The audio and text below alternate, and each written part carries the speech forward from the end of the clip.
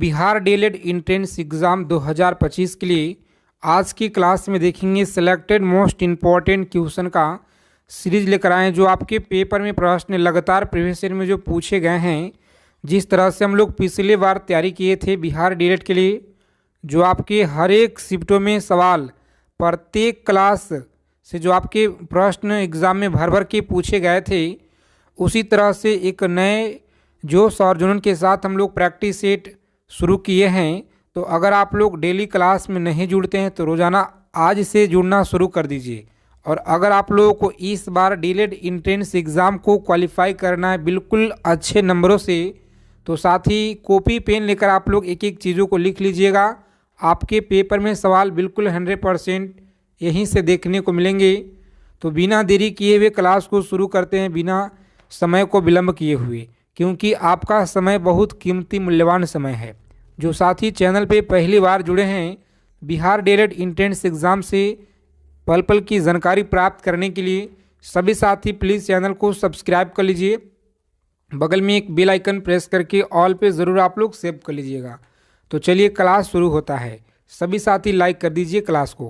पहला क्वेश्चन देखिए, पूछा गया है आपकी परीक्षा में 1757 में सिराजुद्दौला किसके द्वारा जो है पराजित किया गया था।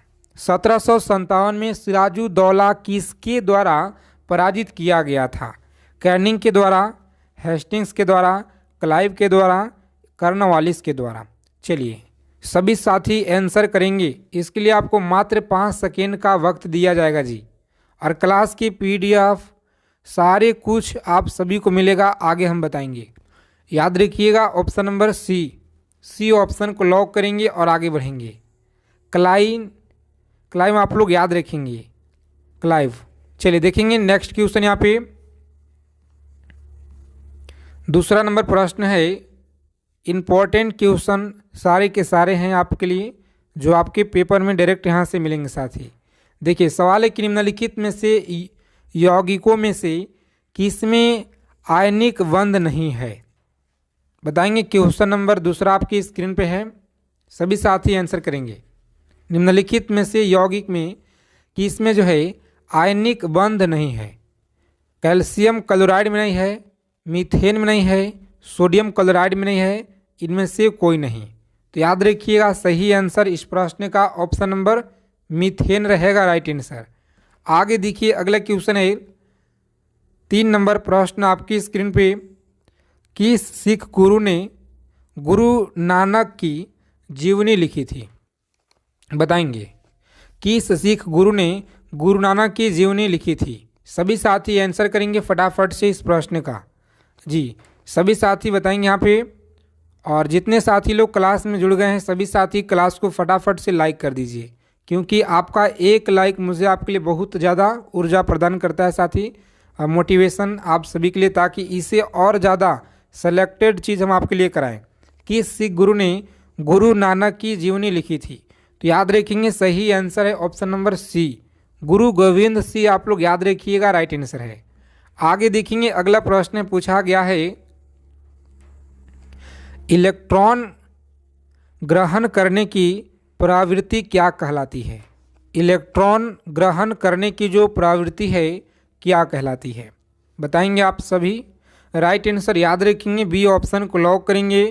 अवकरण आप लोग याद रखिएगा, सही आंसर है। इलेक्ट्रॉन ग्रहण करने की प्रवृत्ति अवकरण कहलाती है। तो सभी साथी यहाँ पे याद रखिएगा, इम्पॉर्टेंट क्वेश्चन है। चलिए आगे देखेंगे अगला क्वेश्चन है 5 नंबर प्रश्न, किस देश में दोहरी नागरिकता का जो है सिद्धांत स्वीकार किया गया था? बताएंगे। किस देश में दोहरी नागरिकता का जो सिद्धांत है स्वीकार किया गया है? भारत है, ऑस्ट्रेलिया, कनाडा, संयुक्त राज्य अमेरिका है। चलिए आंसर करेंगे सभी साथी फटाफट से। तो राइट आंसर आप लोग याद रखेंगे, बहुत ज़्यादा इंपॉर्टेंट क्वेश्चन है, ऑप्शन नंबर डी आप लोग याद रखेंगे, संयुक्त राज्य अमेरिका। डी ऑप्शन को लॉक करेंगे, आगे बढ़ेंगे। और साथ ही आप सभी का जो पिछले बार परीक्षा हुआ था डीएलएड एंट्रेंस एग्ज़ाम जो हुआ है पिछले बार, एक ही वीडियो से प्रत्येक शिफ्टों में आपके प्रश्न मिले हैं, पूछे गए हैं प्रत्येक शिफ्टों में। तो उस वीडियो का लिंक हम आपको डिस्क्रिप्शन में प्रोवाइड करा देंगे। उस वीडियो को आप लोग जरूर एक बार देखिएगा, पूरा का पूरा अच्छे से लिख लीजिएगा। इस बार भी आपके पेपर में साथ ही बहुत ज़्यादा आपको हेल्प मिलने वाले हैं उस वीडियो से। मात्र 18 से 19 मिनट का वीडियो है, तो उसे आप लोग जरूर देख लीजिएगा। इलेक्ट्रॉन त्यागने की प्रवृत्ति क्या कहलाती है? इलेक्ट्रॉन त्यागने की जो प्रवृत्ति है यह क्या कहलाती है बताएंगे। अभिप्रेरण कहलाती है, ऑक्सीकरण, अवकरण, इनमें से कोई नहीं। तो याद रखेंगे सही आंसर है ऑक्सीकरण। क्या कहलाएगी? ऑक्सीकरण। ऑप्शन नंबर बी आप लोग याद रखिएगा, सही आंसर है जी। चलिए आगे देखेंगे, अगला क्वेश्चन है, संविधान की निम्नलिखित अनुसूची में से कौन सी दल बदल विरोध कानून से संबंधित है? बताएंगे दल बदल विरोध कानून से कौन सा संबंधित है। क्लास के पीडीएफ के लिए बहुत साथी लोग कमेंट करते हैं, तो टेलीग्राम चैनल और व्हाट्सएप चैनल को आप लोग ज्वाइन कर लीजिए, ठीक है। अगर अभी तक व्हाट्सएप चैनल को आपने ज्वाइन नहीं किए हैं तो पता ना साथी आप किस दुनिया में जी रहे हैं, क्योंकि सभी भर्ती परीक्षा की तैयारी आपको व्हाट्सएप चैनल पे दी जाती है सबसे पहले। तो जाइए फटाफट ज्वाइन कीजिए आप लोग। संविधान की निम्नलिखित अनुसूचिया में से कौन सी दल बदल विरोध कानून से संबंधित है? तो याद रखेंगे आप लोग, सही आंसर है सी ऑप्शन को लॉक करेंगे और आगे बढ़ेंगे। सी ऑप्शन रहेगा राइट आंसर। चलिए आगे देखेंगे, अगला प्रश्न है 8 नंबर सवाल आपकी स्क्रीन पे बताइएगा। प्रकाश ऑक्सीकरण प्रक्रिया शुरू की जाती है। प्रकाश ऑक्सीकरण प्रक्रिया शुरू की जाती है। सभी साथी याद रखेंगे, यहाँ पे सही आंसर है ऑप्शन नंबर बी ऑप्शन को लॉक करेंगे, प्रकाश धारा आप लोग याद रखेंगे। और आज की क्लास में पूरा का पूरा मिक्स क्वेश्चन है जी। साइंस के प्रश्न भी इसमें आपको सेलेक्ट किए हैं और जीएस के प्रश्न भी।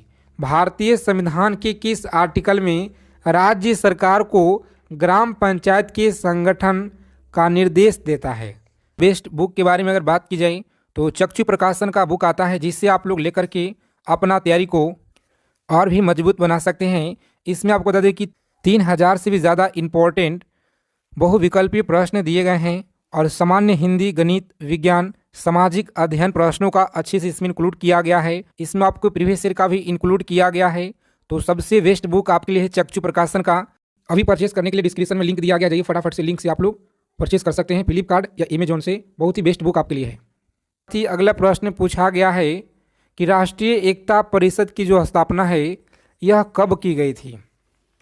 बताएंगे राष्ट्रीय एकता परिषद की जो स्थापना है यह कब किया गया? तो 1961 में आप लोग याद रखिएगा, यहाँ पे सही आंसर है जी।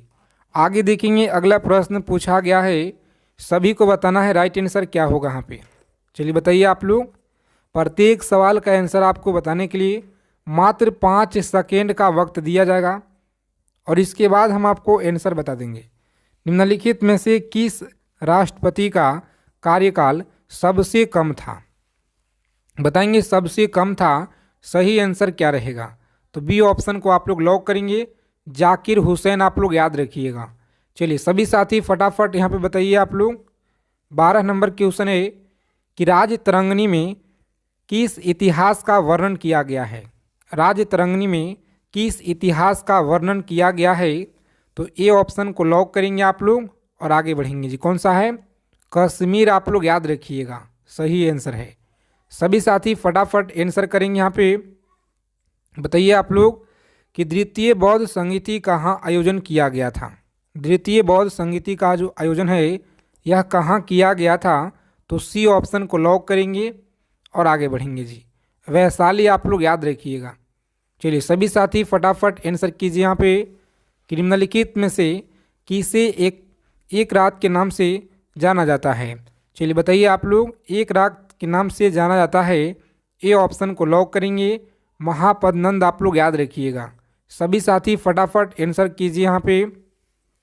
बताइए आप लोग राइट आंसर क्या रहेगा कि सिंधु घाटी सभ्यता की जो प्रमुख विशेषता है यह क्या थी? सिंधु घाटी सभ्यता की प्रमुख विशेषताएं क्या थी? तो प्यारे मित्रों आप लोग याद रखेंगे, पूरा पाषाण सभ्यता आप लोग याद रखेंगे।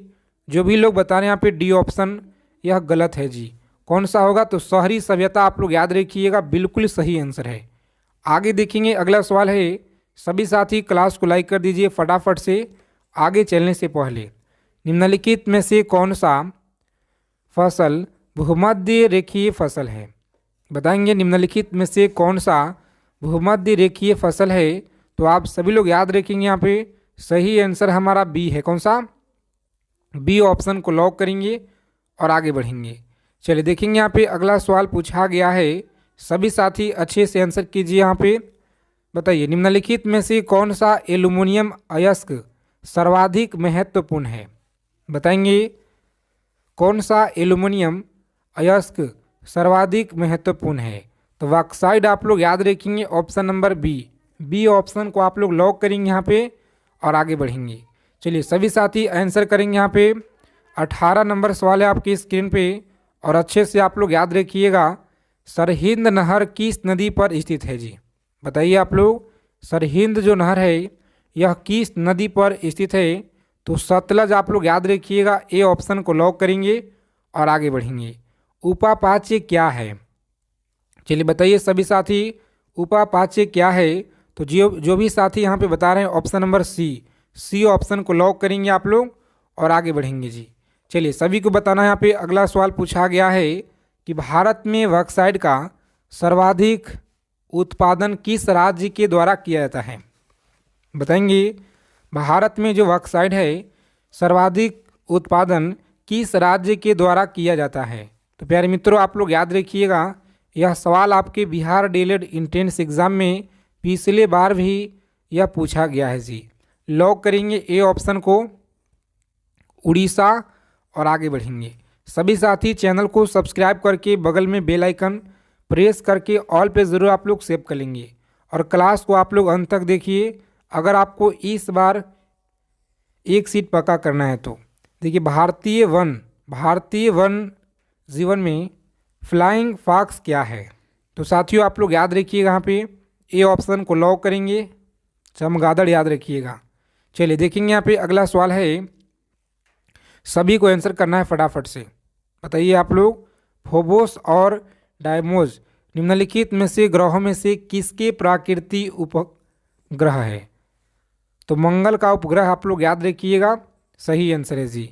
आगे देखेंगे अगला क्वेश्चन पूछा गया है कि मरुभूमि राष्ट्रीय उद्यान किस प्रदेश में है, मरुभूमि राष्ट्रीय उद्यान किस प्रदेश में है। तो ए ऑप्शन को लॉक करेंगे, राजस्थान में आप लोग याद रखिएगा। चलिए सभी साथी आंसर करेंगे फटाफट से। घाटी गांव वन्यजीव अभयारण्य किस प्रदेश में है, बताएंगे घाटी गांव वन्यजीव अभयारण्य किस राज्य में है। तो सही आंसर याद रखेंगे मध्य प्रदेश। कहाँ पे है जी, मध्य प्रदेश आप लोग याद रखिएगा। चलिए देखेंगे यहाँ पे साथी पूछा गया है 25 नंबर सवाल है कि बांधवगढ़ राष्ट्रीय उद्यान किस प्रदेश में है। बांधवगढ़ राष्ट्रीय उद्यान आप लोग याद रखिएगा, मध्य प्रदेश में। कहाँ पे है जी, मध्य प्रदेश आप लोग याद रखिएगा। प्रोजेक्ट एलिफेंट की जो शुरुआत है यह कब किया गया, बताइए आप लोग, प्रोजेक्ट एलिफेंट की जो शुरुआत है यह कब किया गया। तो प्यारे साथियों ऑप्शन नंबर बी 1992 आप लोग याद रखिएगा जी। भारत की पहली यूरेनियम खान यह कहाँ पे है, बताइए आप लोग, भारत की जो पहली यूरेनियम खान है यह कहाँ पे है। तो साथियों लॉक करेंगे ए ऑप्शन को, जादूगोड़ा आप लोग याद रखिएगा। चलिए सभी साथी बताइए, यहाँ पे बताएंगे कि निम्नलिखित में से कौन सा दिन अरब सागर में नहीं गिरता है, कौन सा नदी अरब सागर में नहीं गिरता है। तो यह कौन सा है जी, तुंगभद्रा आप लोग याद रखिएगा। ए ऑप्शन को लॉक करेंगे साथियों, आगे बढ़ेंगे। चलिए सभी साथी फटाफट आंसर करेंगे। यहाँ पे बहुत ही महत्वपूर्ण सवाल है आपके परीक्षा के दृष्टि से कि 2011 की जनगणना के अनुसार पहले भारत में सर्वाधिक लिंगानुपात कब जो है यह रिकॉर्ड किया गया था, बताएंगे कब रिकॉर्ड किया गया। तो जनगणना 1961 आप लोग याद रखिएगा जी। कब किया गया, जनगणना 1961 आप लोग याद रखेंगे, यहाँ पे सही आंसर है। चलिए सभी साथी फटाफट आंसर करेंगे। यहाँ पे 30 नंबर सवाल है आपकी स्क्रीन पे, बताइए आइंस्टीन को नोबेल पुरस्कार के लिए मिला, याद रखेंगे आप लोग, ऑप्शन नंबर बी ऑप्शन को लॉक करेंगे जी, आगे बढ़ेंगे। चलिए सभी साथी आंसर कीजिए यहाँ पे सही आंसर क्या रहेगा। 31 नंबर सवाल है आपकी स्क्रीन पे और अच्छे से आप लोग याद रखिएगा।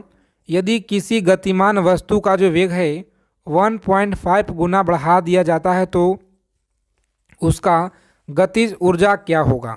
तो याद रखिएगा उसका जो गतिज ऊर्जा है साथी 2.25 गुना हो जाएगा। कितना? 2.25 गुना आप लोग याद रखिएगा, सही आंसर है जी। आगे देखेंगे 32 नंबर सवाल है आपकी स्क्रीन पे। भीषण सर्दी में ठंडे देशों में पानी की जो पाइपें फट जाती है यह क्या कहलाती है।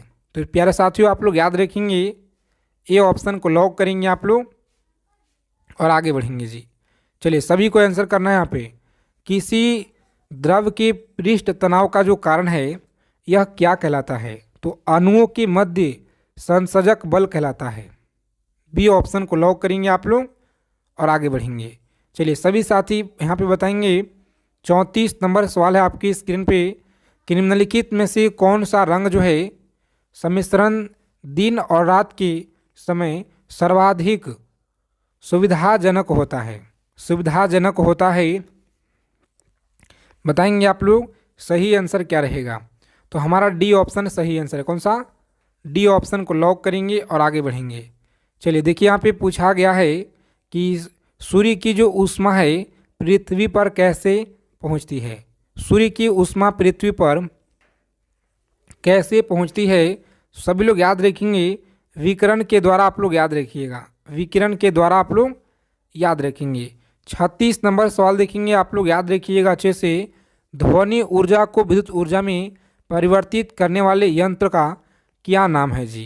तो याद रखेंगे सी ऑप्शन, माइक्रोफोन आप लोग याद रखिएगा। चलिए सभी साथी आंसर करेंगे फटाफट से यहाँ पे। 37 नंबर सवाल है कि वायु की सापेक्ष आर्द्रता का जो मापन है एवं रिकॉर्ड करने वाला उपकरण कौन सा है। तो हमारा बी ऑप्शन है। कौन सा? हाइग्रोमीटर आप लोग याद रखिएगा। चलिए सभी साथी फटाफट यहाँ पे आंसर करेंगे कि चावल पकाना कठिन होता है। तो याद रखेंगे चावल पकाना कठिन होता है पर्वत के शिखर पे। पर्वत के शिखर पर आप लोग याद रखिएगा, ए ऑप्शन रहेगा राइट आंसर। आगे देखेंगे अगला क्वेश्चन है कि निम्नलिखित में से कौन जो है पृष्ठ तनाव का परिणाम होता है। तो आप सभी लोग अच्छे से याद रखिएगा यहाँ पे सही आंसर क्या रहेगा। सी ऑप्शन को लॉक करेंगे आप लोग और आगे बढ़ेंगे। कोशिका क्रिया आप लोग याद रखिएगा जी। चलिए सभी साथी बताएंगे यहाँ पे घड़ी के स्प्रिंग में भंडारित ऊर्जा क्या होता है। तो रासायनिक ऊर्जा, यहाँ पे जो भी साथी बता रहे हैं गलत है। स्थित ऊर्जा आप लोग याद रखिएगा, बी ऑप्शन को लॉक करेंगे। चलिए देखेंगे अगला प्रश्न यहाँ पे याद रखिएगा जी। एंजाइम मूल रूप से क्या होता है। याद रखेंगे सी ऑप्शन रहेगा राइट आंसर, प्रोटीन आप लोग याद रखिएगा। चलिए देखेंगे अगला क्वेश्चन पूछा गया आपके परीक्षा में। बताइएगा शीतकाल की तुलना में ग्रीष्मकाल में अधिक मछलियाँ मरती है। सही आंसर है साथी सी ऑप्शन। चलिए आगे देखेंगे अगला प्रश्न पूछा गया है कि निम्नलिखित में से किस वर्ग के जीव जल्दी प्रजनन करते हैं। तो सही आंसर है ऑप्शन नंबर सी, बैक्टीरिया आप लोग याद रखिएगा। आगे देखेंगे 44 नंबर सवाल आपकी स्क्रीन पे है। पोर्टलैंड सीमेंट का जो आविष्कार है यह किसने किया था। तो साथियों याद रखेंगे सी ऑप्शन को लॉक करेंगे और आगे बढ़ेंगे। चलिए देखिए यहाँ पे 45 नंबर सवाल आपकी स्क्रीन पे है। 1857 के विद्रोह के समय भारत का गवर्नर जनरल कौन था। तो याद रखेंगे भारत का गवर्नर जनरल था लॉर्ड कैनिंग आप लोग याद रखेंगे, सी ऑप्शन। आगे देखेंगे पूछा गया सवाल आपके परीक्षा में सबसे पहले गृह गति नियम का निरूपण किसने किया था। तो याद रखेंगे आप लोग सही आंसर है बी ऑप्शन को लॉक करेंगे आप लोग और आगे बढ़ेंगे जी। बी ऑप्शन हमारा सही आंसर है। किस प्रदेश में ब्रिटिश के विरोध बिरसा मुंडा का संचालन हो रहा था। तो इस प्रश्न का आंसर आप लोग कमेंट करके बताइएगा। देखते हैं कितने लोग सही जवाब दे पाते हैं। तो अगर आप लोगों को क्लास और क्वेश्चन अच्छे लगे क्लास को लाइक करेंगे, चैनल को जरूर आप लोग सब्सक्राइब कर लेंगे साथ ही।